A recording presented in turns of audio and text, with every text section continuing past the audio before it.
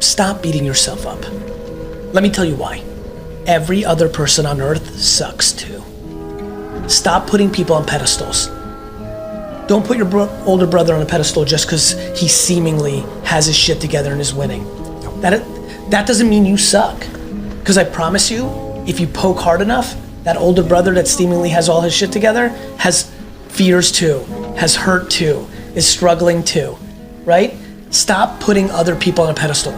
Not celebrities, not your parents, not anyone. That doesn't mean don't have like warm affinity towards. Yeah. That doesn't mean you can't admire. Of course. That doesn't mean you can't enjoy. That doesn't mean you can't grasp and learn from. But don't put someone on such a pedestal that it makes you feel lesser than. Yeah. I have consistently kept people around me who are B's and C's in their skill set, but are A+ human beings, because A+ human beings with B- skills always beat A+ talent with C- personality. Do you know how many people think they're supposed to have their life figured out at 18, 22, and 30? When the parents that are putting pressure on them to figure out their lives don't have their lives figured out? Oh, I like that one. How the fuck are you supposed to have your whole life figured out at 28 years old? It's ludicrous. I got really fortunate. The system, school took such a shit on me. I get bad grades, but what was different for me, I didn't believe them. I'm very good at fighting the systems of industries. It's also why I see things like Netflix, you're gonna win, Tesla, you're gonna win, because I know they're fighting the thing. And so I recognize it. I've been a good investor. But for me, when the school system was saying you're shit, I didn't believe them. So many things went my way. Being able to leave the Soviet Union in this little window. The Soviet Union was like North Korea. You were not allowed to leave. Get to go from the worst place on earth at the time, and for someone like me in 1978, to the best place on earth. Fuck. And so by 10 and having little, but being happy as fuck and being loved insane, and now a 10-year-old me realizes that money has no impact on happiness, I was built to win. Begging you to look yourself in the mirror tonight and ask yourself if you're happy. And people always say, I don't know what my passion is. I don't know what I would do. Yes, you do. You do. You just don't think it would work. You think it's too small. You think it's too silly. You think people would judge you. You know, you're just scared to say it.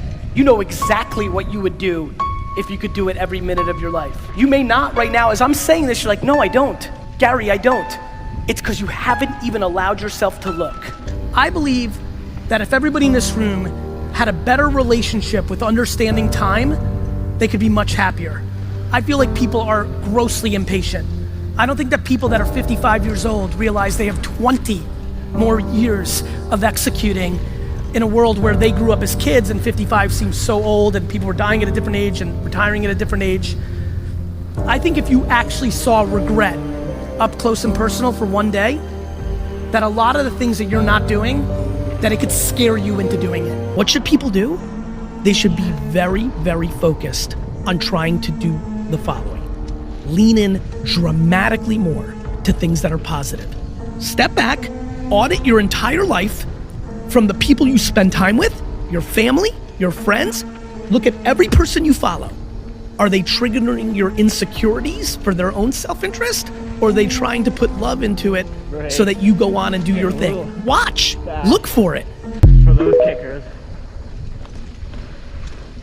How do you as a leader motivate your team to be just as hungry and passionate as you are and make them want to bust ass just as hard? I don't. I think it's crazy for CEOs and owners of things to expect their staff to bust their ass and be as hungry as them. Because when you own something, it's different. I want to buy the New York Jets. I need like $7 billion fucking dollars. I work 18 hours a day. Like, I don't expect that from others, because most people aren't insane to like have this romantic point of view of like not being able to buy a Jets jersey for 20 bucks when he first came to America to owning the team. I've got a fuck you on me, got it? I don't expect that for anybody else. What I want to know is what makes every one of them tick. Do you know how many people just want to make $200,000 a year and have great work-life balance? That's fucking unbelievable. And if that's what you want, I want to empower you to do that. I think the biggest mistake that leaders make is they expect others to care about their shit as much as they do. That's fucking ludicrous. Every day's good. Yeah. Of course, you're alive. you're alive. Nobody died. You're a black swan of black swans. We should not exist.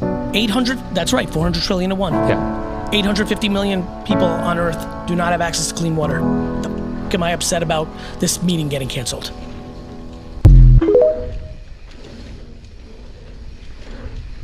Are you scared to do it because your parents won't like it? No, my parents actually support me. Okay, so what are you scared of, failing? Not failing, but still being at the same place when my friends are at the next level. Huge mistake. You don't want the same thing your friends want. So why the fuck do you care what they have? The biggest reason people are unhappy right now is because they value somebody else's opinion more than they value their own. Have the conversation with the person that's holding you back. The reason most people who are listening right now are not doing that thing is they're worried about the opinion of somebody.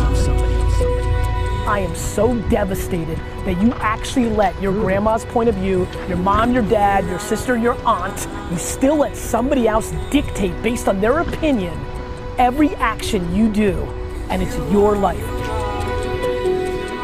The reason I'm super happy is nobody can tell me nothing.